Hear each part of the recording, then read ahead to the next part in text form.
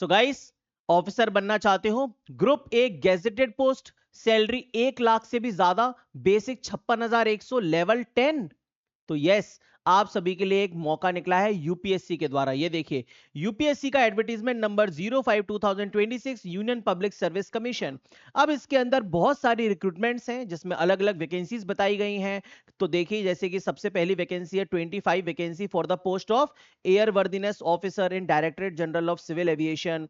फिर इसके बाद आप कोई दूसरी पोस्ट देखेंगे तो देखिए वहां पे भी नीचे दे रखा है 44 vacancy for the post of deputy controller of explosive. तो ऐसे करके बहुत सारे अलग अलग रिक्रूटमेंट्स हैं, लेकिन ये मैक्सिमम पोस्ट एक्सपीरियंस वाली है। लेकिन मैं जो आज आपको बताने वाला हूं ये है एक विदाउट एक्सपीरियंस पोस्ट, और इसमें इंजीनियरिंग का हर एक कैंडिडेट लगभग सारी की सारी ब्रांचेस अप्लाई कर सकते हैं, जो भी कोर ब्रांचेस हैं। तो चलिए हम लोग देखते हैं ये कौन सी पोस्ट है। तो ये जैसे कि 2 नंबर है, हमें चलना है नंबर 14 पे। तो नंबर 14 पे चलते हैं फटाफट। कहां है नंबर 14? ये रहा, चलिए, आ गया आ गया आ गया, निकल गया, ये लीजिए। तो देखिए दोस्तों, नंबर 14, यहां पर वैकेंसी नंबर है 260 505 14 623। टोटल वैकेंसीज है 9, लेकिन ये लाइफ टाइम अपॉर्चुनिटी हो सकती है मेरे दोस्त आपके लिए, for the post of scientist B instrumentation in Indian meteorological department, ministry of earth sciences. Total vacancies इसमें 9 है। इंडियन मेट्रोलॉजिकल डिपार्टमेंट के अंदर साइंटिस्ट बी की पोस्ट है, और यूआर की पोस्ट, ईडब्ल्यूएस की, ओबीसी की, एससी की, कितनी कितनी वैकेंसी है ये आप लोग देख सकते हैं। ये जो 9 वैकेंसी है इसमें से एक वैकेंसी रिजर्व्ड है पीडब्ल्यूडी के लिए, तो टोटल 8 वैकेंसी है। और इसमें जो एलिजिबिलिटी है मेरे दोस्त उस पे चलते हैं। तो देखिए, सबसे पहले सबसे जबरदस्त चीज पे scale level 10, level 10 in central government UPSC के द्वारा, मतलब जो आपका बेसिक होगा वो 56,100 का होगा। और जब आप इसके अंदर पहुंचेंगे नौकरी करने, तो पहले ही महीने से आपका जो अलाउंसेस वगैरह लग के सैलरी बनेगा वो लगभग ग्रॉस पे 1 लाख से ज्यादा ही बनने वाला है। एज लिमिट भी इसमें कोई दिक्कत वाली चीज नहीं है, 35 ईयर्स है UR EWS, 38 years for OBC, 40 years for SC.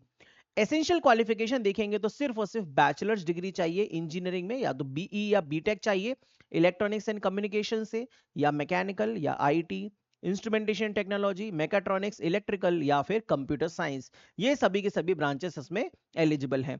फिर बताया है कि आपको ड्यूटीज क्या क्या करनी होंगी, तो वो सारी चीजें बताई हैं यहाँ पे। अदर डिटेल्स बताया है। तो ये एक परमानेंट पोस्ट है, central service group A gazetted post है, नॉन मिनिस्ट्रियल कैटेगरी में, जिसमें 2 साल का प्रोबेशन रहेगा।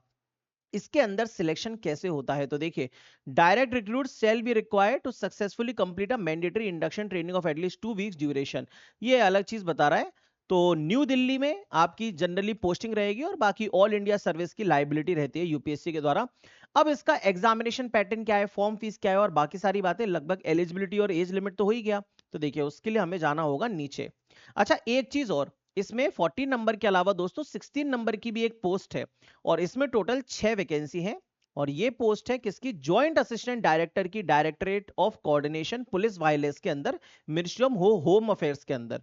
तो इसमें यूआर, ओबीसी, एससी, एसटी की पोस्ट बताई गई हैं। लेकिन इसमें क्या है कि एक तो ये लेवल 8 है, तो लेवल 8 की पोस्ट है ये, ठीक। और इसमें एज लिमिट 30 ईयर्स है, 33 years OBC, 35 years SC ST. यहाँ पे भी बैचलर्स वाले अप्लाई कर सकते हैं, इन ब्रांचेस वाले, electronics, electronics and telecommunication, electronics and communication, या फिर information technology, computer science, information and communication technology, या फिर सिर्फ इलेक्ट्रिकल इंजीनियरिंग वाले। लेकिन टेलीकम्युनिकेशन एक स्पेशल सब्जेक्ट के जैसा उन्होंने पढ़ा होना चाहिए। तो मेरे ख्याल से अगर आपके सिलेबस में ऐसा टेलीकम्युनिकेशन का सब्जेक्ट आया हो तो आप भी कर दीजिए इलेक्ट्रिकल वालों, नहीं तो इलेक्ट्रॉनिक्स वाले तो कर ही सकते हैं, और मास्टर्स वाले भी अप्लाई कर सकते हैं। अब यहां पर इन्होंने क्या मेंशन किया है कि डिजायरेबल है क्वालिफिकेशन 3 इयर्स का एक्सपीरियंस इन रेडियो कम्युनिकेशन और कंप्यूटर कम्युनिकेशन और सैटेलाइट कम्युनिकेशन। तो इन सब में 3 साल का जो एक्सपीरियंस है डिजायरेबल है। तो अगर आपके पास ऐसा कोई थोड़ा बहुत भी एक्सपीरियंस है तो फिर आप इस 16 नंबर की जो पोस्ट है, इसको याद रखिए, इसके लिए भी अप्लाई कर सकते हैं। चलते हैं हम लोग और जरूरी बातों पे। तो देखिए, नोटिफिकेशन बहुत बड़ा है ये, देखिए क्या क्या मेन बातें हैं यहाँ पे। हाँ, फॉर्म भरना इसके जो हैं दोस्तों, ये 23 मई से स्टार्ट हो चुके हैं ऑलरेडी, और 12 जून 2026 तक आप लोग फॉर्म भर सकते हैं। आपको इस वेबसाइट पे जाना है बस, upsconline.nic.in/ora।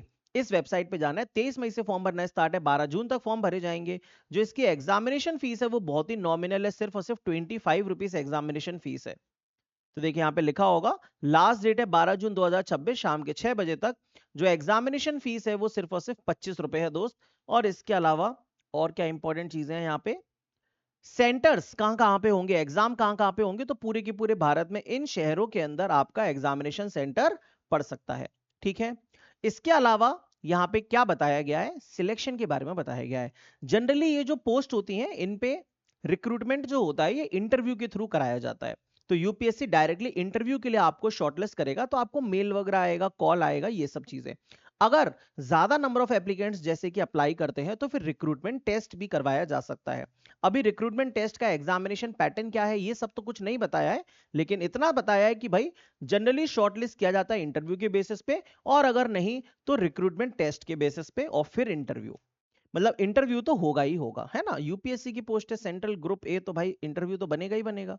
ठीक है, तो ये सारी की सारी कहानी है मेरे दोस्त, और इसमें आप 12 जून तक अप्लाई कर सकते हैं। वेबसाइट का नाम मैंने बता ही दिया, जो भी इंटरेस्टेड हो अप्लाई कर दीजिएगा। और ये जानकारी अच्छी लगी हो तो फटाफट से वीडियो को लाइक कर दो, चैनल को सब्सक्राइब कर दो।